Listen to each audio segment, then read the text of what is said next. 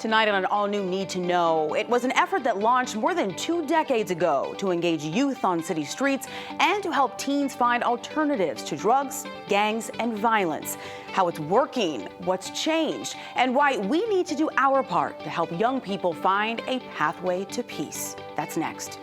Also on the show, a 21-year-old man passed on the gift of life, and now his family is educating others about the meaning and value of organ donations. We'll hear from his father, the man whose life he saved, and others about the impact of being an organ donor. Don't go anywhere. An all-new Need to Know starts right now.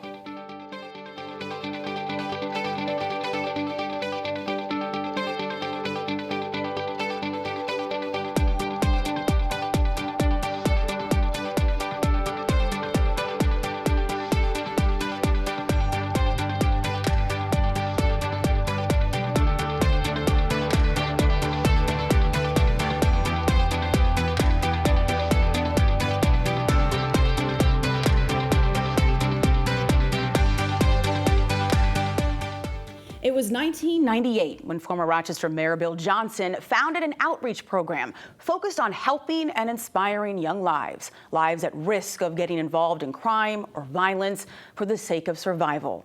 Fast forward 21 years, and much has changed in our world, but Pathways to Peace is still dedicated to its founding mission. It's a program with success stories that often go unnoticed, in part because success is anything but cookie cutter when it comes to helping teens know their value. While the mission is the same, how does getting through to kids and building trust look different today than it did 2 decades ago? Joining me to explain is Ray Mayoles, Manager of Youth Outreach and Violence Prevention at Pathways to Peace. And Ray, welcome. It's great to have you here. We were talking before. It's been a long time since I've seen you. You're someone that I call a change maker in Rochester because of the work that you're doing. I'm really excited to have you here. Thank you so much. It's a pleasure to be here. Thank you. So when we hear and talk about youth violence, gang violence, issues with drugs, lack of family support at home, or lack of a home period, I think so often we hear about the issue, the problem, and not so much about the solution, especially when it comes to the media. How has Pathways to Peace really positioned itself in the last 20 years to be a solution? I think visibility and building trust and relationships has been our best mode of impact. And that is just working with the young people and meet them where they are, in the streets, in the schools, in the rec centers, and just being a shoulder for them during their time of need. And I think the passion lies within the credible messengers that we have that work for Pathways to Peace. You mentioned building trust, and I would have to imagine that can be a hard thing to do with young people, given some of the very things that they're dealing with, the obstacles and challenges that they're dealing with on a daily basis. Can you first for people who may not understand, what types of challenges are they dealing with? So right now, young people it's changed in the last 2 decades. Now it's social media has had a large impact on what kids think, how they react, what they do. So now we're playing the role of catching up with these trends. And when we look at a kid now, we're dealing with homelessness. They're runaways. They're at a younger age now where they're asked to grow up quicker, to be parents and adults and help out at home if there is a home. So they're taking different responsibilities at a younger age. So kids are not being able to be kids anymore. Wow.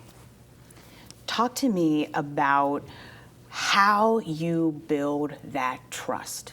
What does it take to build that trust in order for you, before we go into all the things that you do, in order for you to even have the opportunity to start working with and helping a young person? I think it goes to the magnitude of the experience of your team, the team that I have, that don't consider this a job, a job. They consider it a calling. It's their passion to give back and work with young people.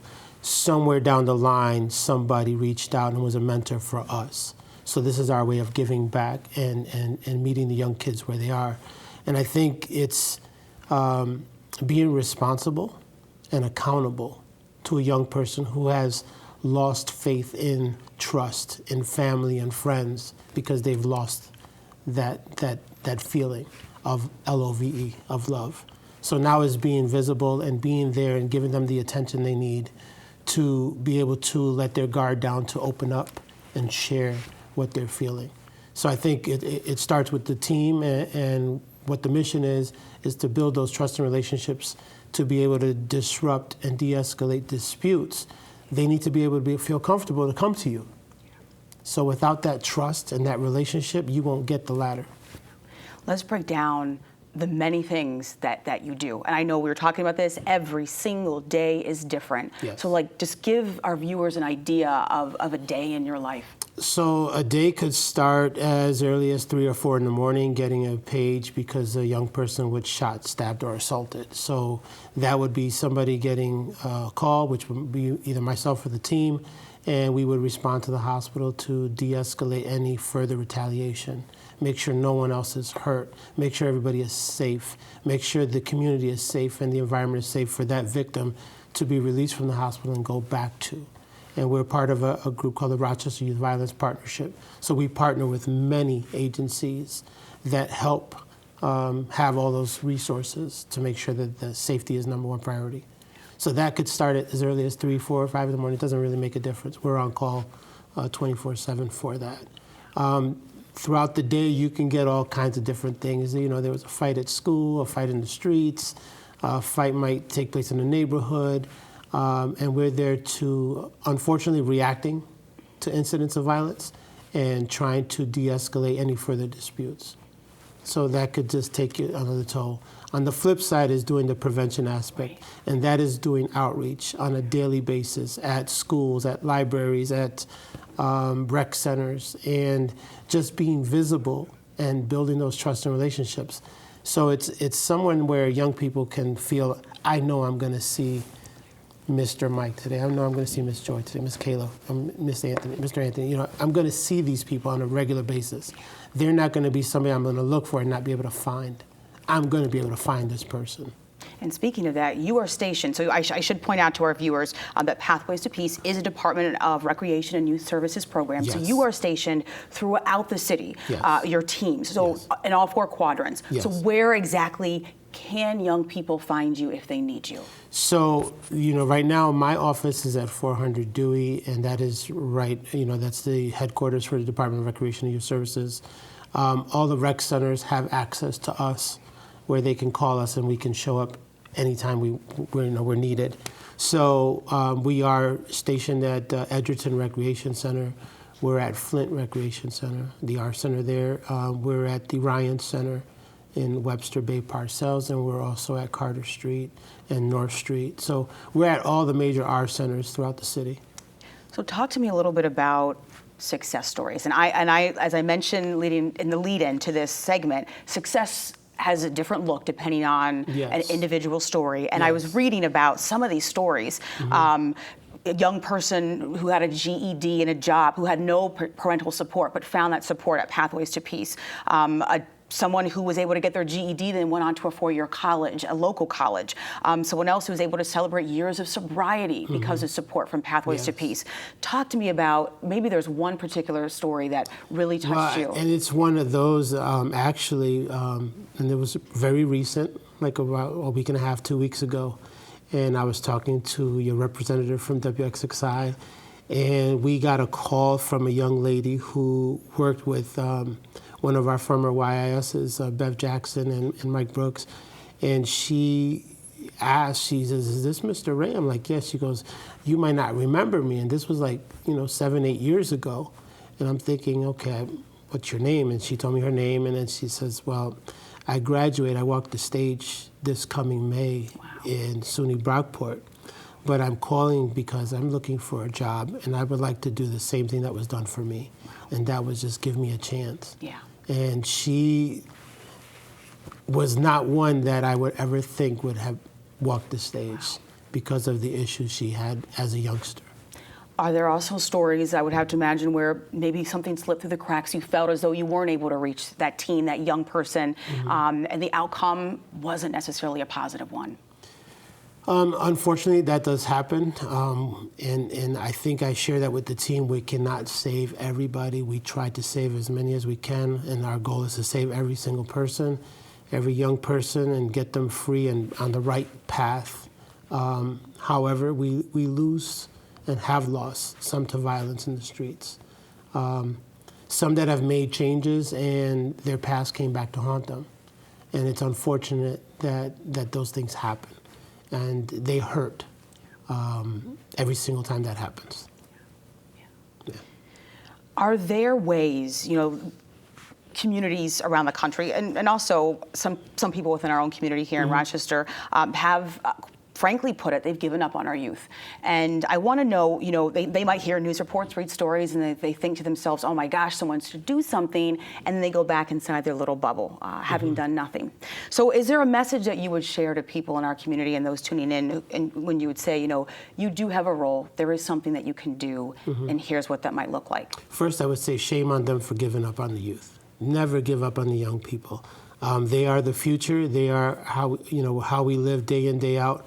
And if you're driving and you see a troubled youth and you just continue driving, shame on you for not stopping to try to help that young person out.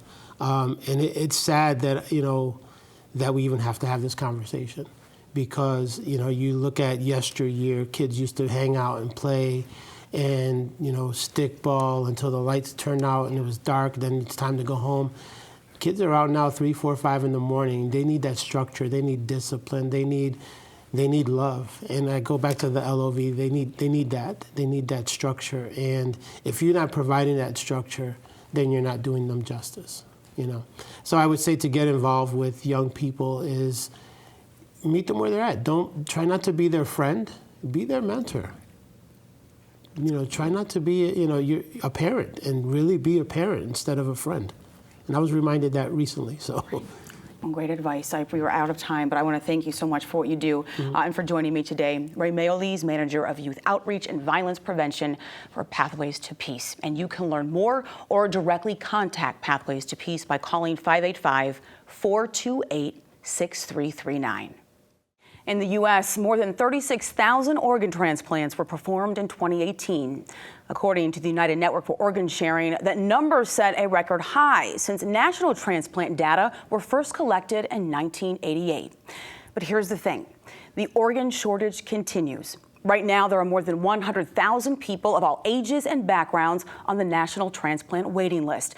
And every 10 minutes, another person is added to that list. Paul Sorrentino knows what it's like to be in need of a transplant. He received the heart of 21-year-old Marcus Gibbs in 2016. That decision made by the young donor not only impacted Paul's life, but many others.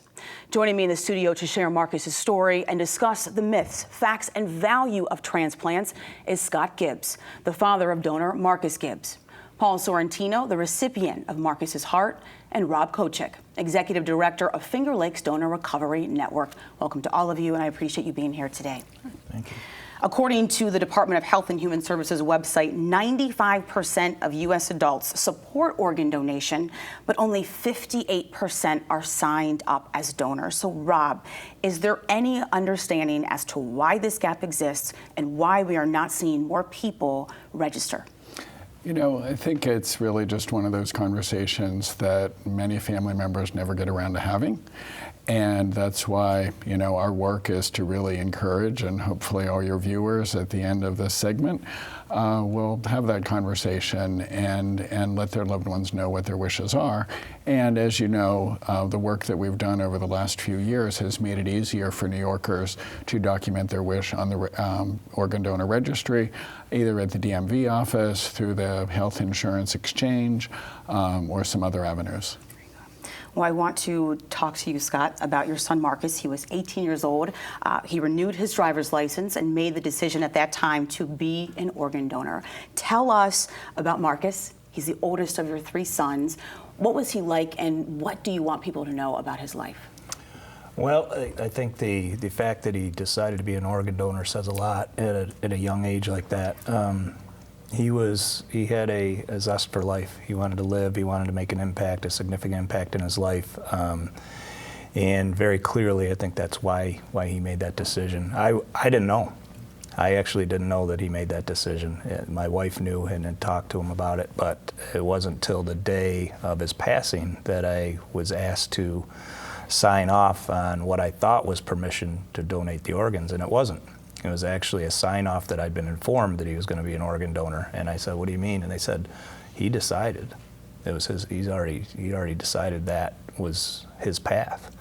And it was a very humbling and emotional moment for me, because I, number one, I didn't know, but number two, I reflected on, as a young person these days, some of our young kids get a bad rap, but as a young person, he'd made a very selfless decision, maybe the most selfless decision you can make other than donating an organ while you're alive, I guess. So for me, and it's still a real emotional duality for me. A very, very sad day, but very, very proud day for me as a parent of Marcus. But obviously a very significant impact, and That's right. we got to know his recipient, Paul, and we become pretty good friends because of it. It was that selfless act, Paul, that impacted your life. So tell me a little bit about what led to you needing that heart transplant. I had a heart attack, excuse me, back in 2004, and the attack did a lot of damage to my heart. I was functional for all those years. The last few years before the transplant, though, I was slowing down. I had a pacemaker and a defibrillator implanted, and my defibrillator was going off quite often. I was becoming of an age where I had finally gotten onto the transplant list, but I was becoming of an age where I didn't have much time left before I'd be pulled off the list. I didn't have high hopes in actually receiving a heart. I really didn't. It kind of came out of nowhere for me. How long were you on that list? I was only on beforehand? the list for a year. I was really lucky. I was a good match for whatever reason, and got real lucky, and Life-changing moment when you get that call. Yeah, and it still is every day. Absolutely. Every day. Absolutely. Rob, the Finger Lakes Donor Recovery Network, which is a part of the University of Rochester Medical Center, coordinates organ donations. This is throughout the Finger Lakes, Central New York, Northern New York as well. Explain, what is the current state of organ donation right now in our area? So thankfully, just like the national statistics that you read earlier, last year, thanks to the generosity of family members and individuals who gave the gift of life, we were able to save more lives last year than ever before. Paul's was the year before. We're just really thankful for that. It means that there are more and more discussions, more and more people have documented their wish, and just as Scott's experience, not everyone knows that their loved one has documented the wish, but what it means is that families who are in the ICU on a day that, yesterday their lives were perfectly normal, and today and tomorrow they're not, and they will never be the same. When someone has documented their wish, then that family does not have to make that decision. And I think every family that we talk to are grateful that they've their loved one has already made that decision. Scott, what was the donation and recovery process like for you and your family? Wow. Relatively easy considering the circumstances, I think. We had very, very caring people interacting with us, very sensitive to our situation, very empathetic to our situation, very knowledgeable about how to walk us through it. And, I don't think I've ever been asked that question like that, so I'm answering it now is kind of, I'm thinking back. Yeah, given the situation, it was relatively straightforward and easy. I think the biggest challenge was watching him go into the operating room was really hard. And I think more recently they've actually done some things to make that even better, a better process for the donor family. I think they're starting to bring a collection of doctors, nurses, surgeons, et cetera, into the hallway as they take the donor into the recipient operating room. And I've watched a couple of those videos, and they're pretty compelling videos, and it highlights again the significance that the donor is going to play into the lives of multiple people, more than likely multiple people. I know that the two of you have met before. This is not the first time, and it's not every day that we have an opportunity to sit in front of a donor family and a recipient to hear about the impact that this has had and on both lives, on both families. And I want to know, what was it that made you decide that you wanted to meet each other, that it was important to make that connection, and you wanted to share in that moment when you finally did meet? It's not easy to make the decision to make the contact, because you go through all this guilt kind of thing as a recipient, because you know someone gave their life so that you could live. And we don't have, as recipients, we don't have any real information on the donor. We have very, very little. I was lucky enough to have found out that it was a young donor, which made it even harder for me to make the decision to make the contact.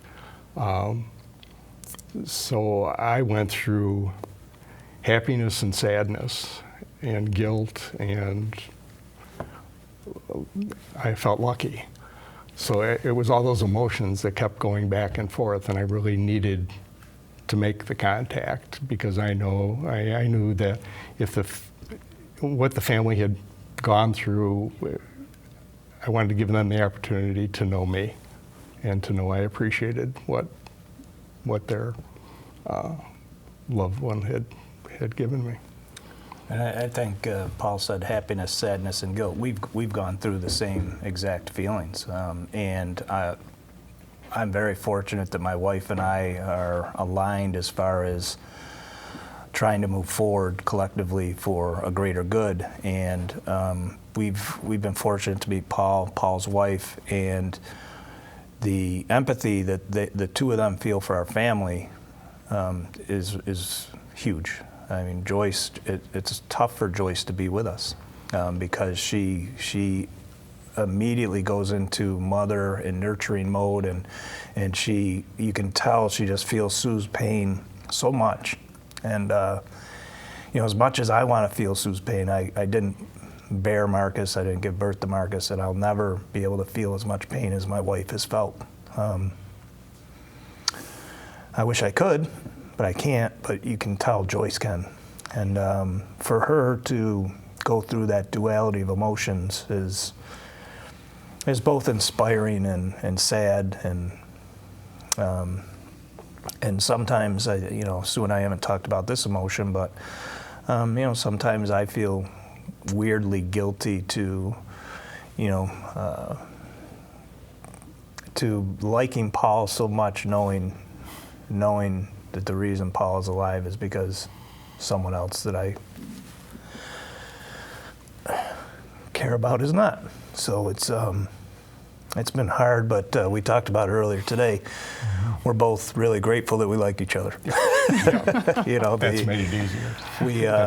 We have a lot in common. Where I think our character and our values and beliefs around family, friends, and moving forward in our lives is significantly similar. So. Rob, I know that I've seen some of your presentations with the Finger Lakes Donor Recovery Network, sharing with people the value of being an organ donor. And I want to ask you, Rob, are there misconceptions that you want to address about being an organ donor? Any myths? I know sometimes there are a lot out there to explain to people, you may have heard this, but it's actually this. Well, in the end, it's this most profound, bittersweet, one family having this awful experience that they never expected. And on the other side is someone who's been waiting. Paul, in the years that I've been doing this, I think what I've learned from families that they're not asking and don't want you to feel guilty that something, happened to Marcus and it didn't happen in order to save your life, but that it's something that came out of a tragedy that families are forever grateful for. And that's what all of this is about. It's been said that organ donation and transplantation is the science of miracles. And it really is, and that's really what Finger Lakes Donor Recovery Network is about. Encouraging families or individuals to have conversations, for us to make individual decisions, think about passing life on. We want everyone to live life to the fullest, and Paul's a wonderful example. And Marcus is a wonderful example of thinking about helping someone else. Scott talks about Marcus's questions about have I lived, have I loved, have I mattered, and I think we know the answers to all three of those questions right here. Yeah, and I think the one talk that you asked me to do allowed me to frame up how Marcus would have felt about this. And Marcus, some of his journal writings before he passed away very clearly indicated that he wanted to make an impact in the world. And a lot of it was based on maybe real estate holdings or material things, but he also had a very, very giving heart, did some work with the Open Door Mission, did some nice things around the community as far as the Hilton East, the Senior Community Center. So there are things that he was doing to benefit others, and I think his decision to be a donor was reflective of that, and I think unfortunately the ultimate decision to become that donor, as sad as it is, if you asked him, he'd be like, hey Dad, come on, how much more significant can you be? I really believe that, and so. And don't we all want to do something good in life? Yes. And on that note, I'm sorry that we're out of time, but I appreciate all of you being here and that final word from both of you. Thank you very much. And for our viewers for joining us, there is more information that you can learn about being an organ donor, and you can go to the Finger Lakes Donor Recovery Network website. That is donorrecovery.org. And that wraps up another edition of Need to Know, Rochester's News Magazine. I'm your host, Helene B. and Duty Hofer. Thank you for joining me tonight and throughout the weekend. Have a great night, and I'll see you next week.